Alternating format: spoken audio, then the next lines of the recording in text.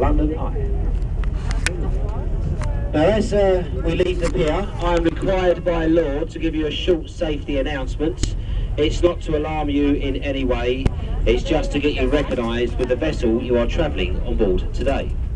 Now this vessel is fully equipped with life-saving apparatus for a full complement of passengers. Life jackets, life rafts and life rings are situated all around the vessel and clearly marked in the green and white international signs. We keep communication with the Port of London Authority, the Thames Mopping Police and all the other traffic here on the River Thames. And in the unlikely event of an emergency, you will be given further instructions by a crew member via the PA system. Now sit back, relax, take your shoes and socks off, make yourself at home. You are in very safe hands today.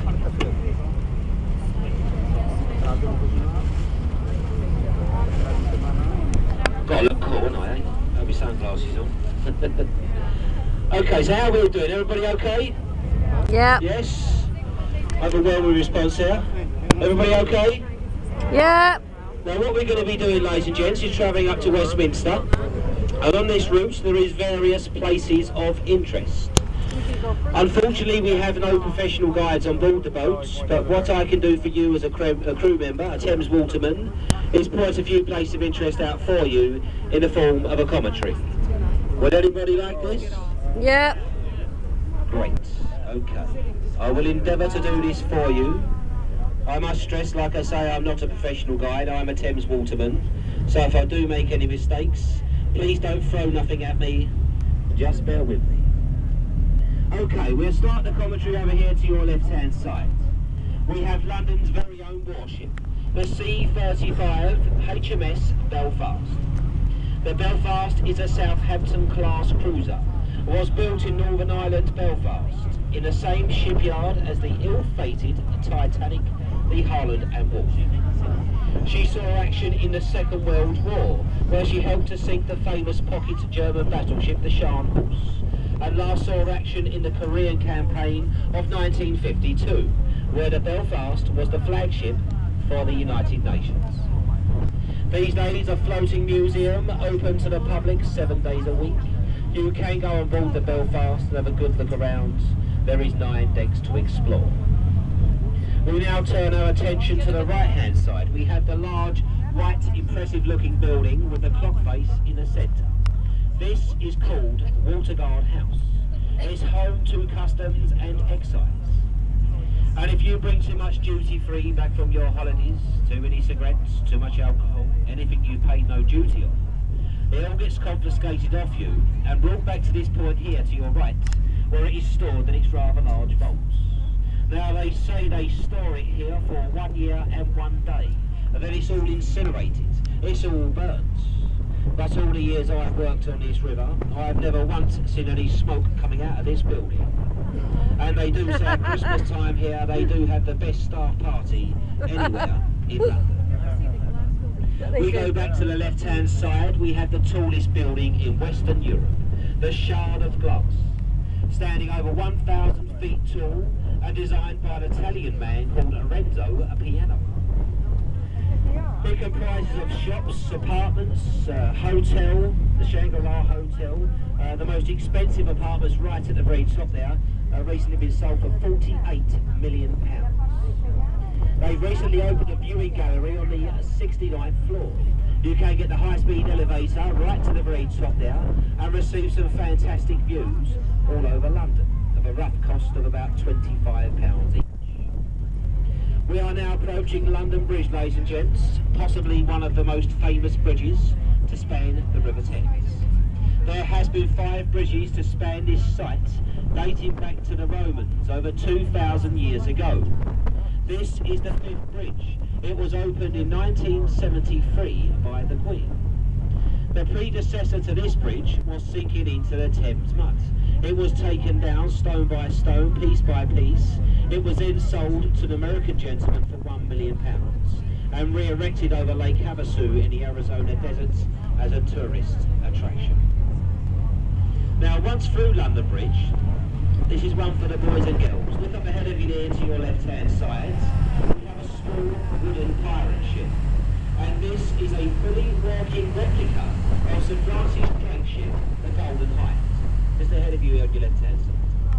Now Drake was the first Englishman to circumnavigate the globe, and they say this replica here to your left has done more nautical miles than the original. It has been around the world twice, taking more or less the exact same route as what Drake took himself. The Golden Hind is open to the public. You can go on board there and have a good look around, see how the old pirates used to live. It is very cramped on board. And they do say that she may be doing another round-the-world voyage later this year. Now, if we're very lucky, we may see some people in a state of undress. If you look up ahead of you here to your right, there's a small box coming out into the river underneath the bridge there. A little green box there. And this is a luxury spa and sauna. And when they built this spa and sauna, they put one-way glass in. Only problem being is they put it in the wrong way round. So we can see in, they can't see out, and as you can imagine, some days are better than others. We do see some awful sights, I promise you that. Then sometimes we turn the boat back around and we have another look. All depending on which level of day it is. Now this is the Cannon Street Rail Bridge now. Look either side of you at the supports. You'll see that the River Thames, the tide is going out. It's what we call ebb tide. It goes out twice a day for about 6.5 hours each time. The tide then turns, floods in from the North Sea, comes in for around about 5.5 hours each time. And we do have roughly each day a rise and fall of anything between 4 to 8 metres. Look at the river walls here. See the green moss marks? That's roughly how high the tide comes up every day. We've got about another 3 hours before low water. So as you can imagine, the water's going to go down a lot further than it is at the moment. You may look at the River Thames and think it is very dirty, but it is now very clean. It's one of the cleanest industrial rivers in Europe.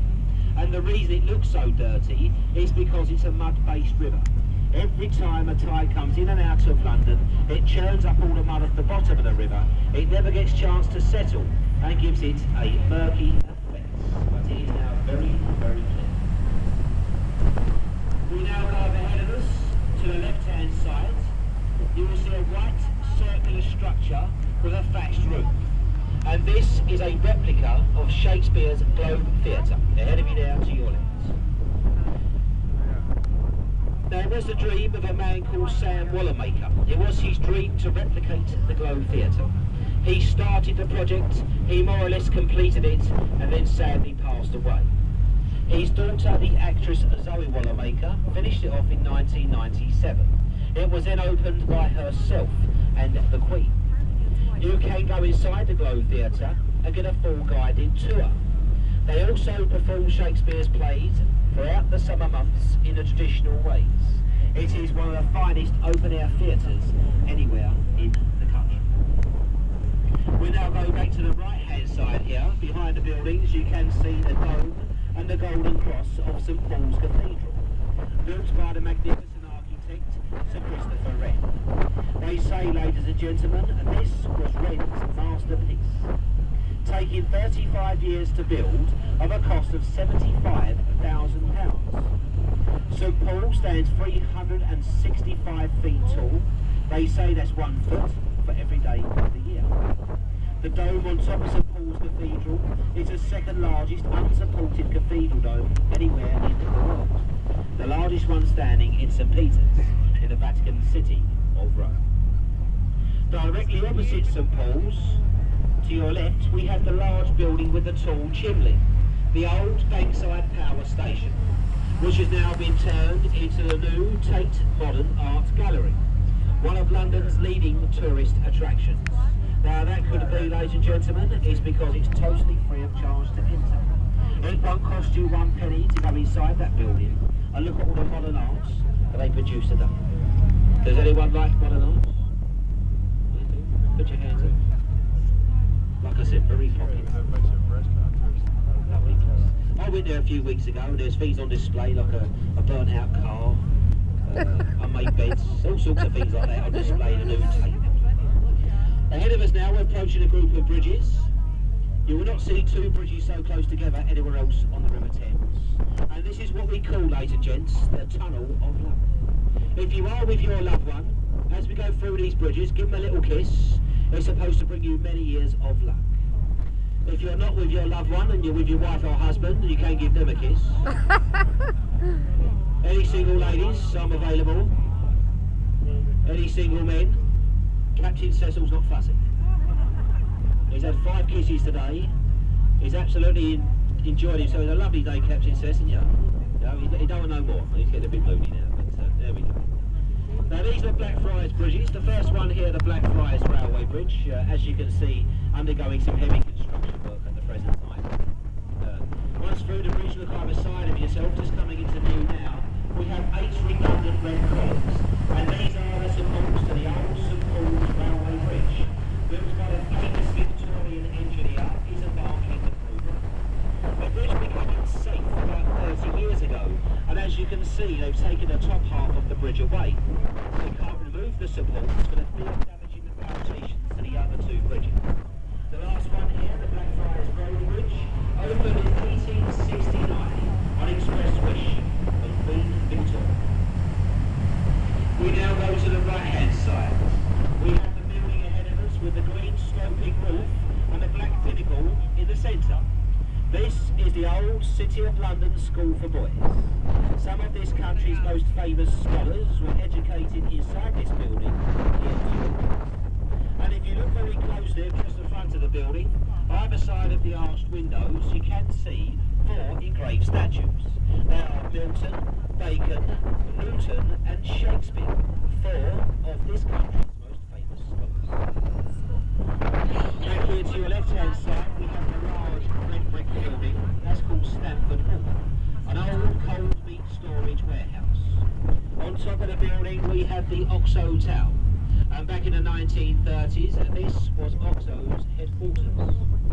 We do have very strict advertising laws here on the banks of the River Thames. Oxo decided to incorporate their logo into glass. They put it right at the very top of that tower, defying all outdoor advertising regulations on the banks of the River Thames. And as you can see, ladies and gentlemen, they've got away with that for many, many years. And at night time, that glows up red all over London. Beneath the tower, we have a glass viewing gallery. Also inside there, a very expensive and well-known restaurant that is called Harvey Nichols, one of London's top 10 restaurants. Also here to the left, we have the Tool office block, and in front of that, the white buildings. This is all Kent House, home to ITV. It's where London gets most of its TV programmes from, such as the famous morning educational programme, Jeremy Kyle. This Morning, The X Factor, and all the other rubbish. That's where it all comes from, over here. Now they do use the River Thames as a backdrop throughout the day. If you do wish to be on daytime TV, I suggest you give a nice little wave over there, a big smile like you're really enjoying yourselves. You never know, you may be famous. But if you're supposed to be at work, or you were someone else's loved one, I suggest you look to your right. People have been caught out before. And there is quite a few of you looking to your right, okay? Naughty, naughty. Whilst you're looking to your right, you see a large white painted ship there, with a yellow front. Now that's called the Wellington, an ex-New Zealand sloop ship. It's now the home to the Honourable Company of Master Mariners. Now, to become a Master Mariner, you have to have captained a ship for over 25 years at sea. Also here to your right-hand side, ahead of us now, we have a small white vessel with a blue flag flying in the centre, and this is called the St Catherine. And believe it or not, ladies and gents, this used to be the royal family's barge back in the 60s and 70s on the River Thames. If any of the royal family were to travel on the Thames, it would have been on this vessel here to your right.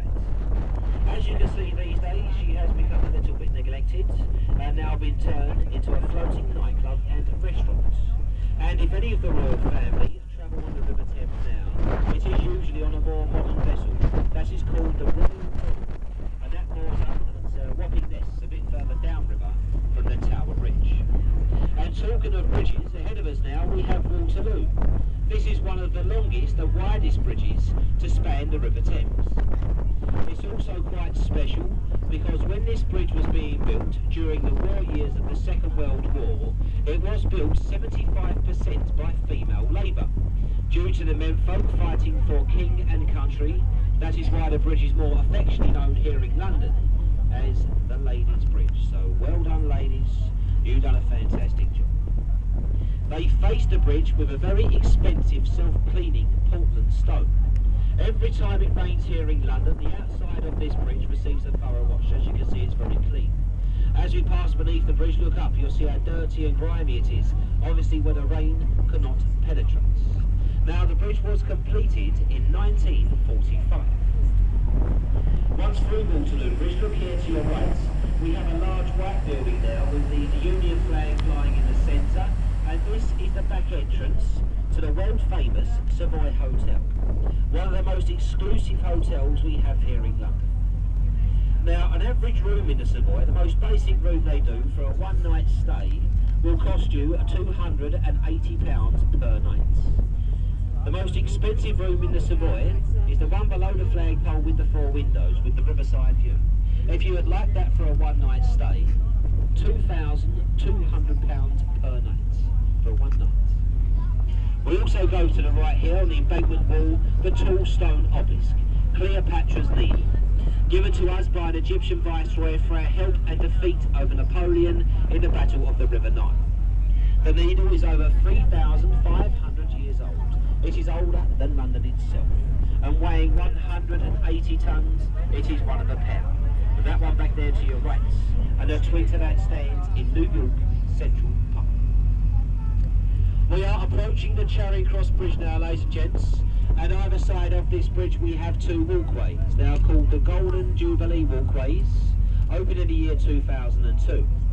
As we pass beneath the bridge, ladies and gentlemen, if you see anyone standing up the top there or walking past, you must give a big wave, okay? You ready?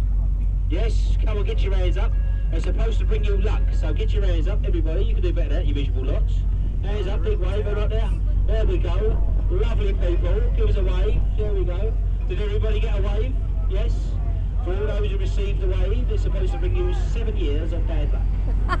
You're unlucky. We're not safe yet. Keep waving. We suggest waving. Keeps their hands busy. Stops them throwing things at us, which I sometimes like to do. But we've got lovely people in London today, so we've got lovely people.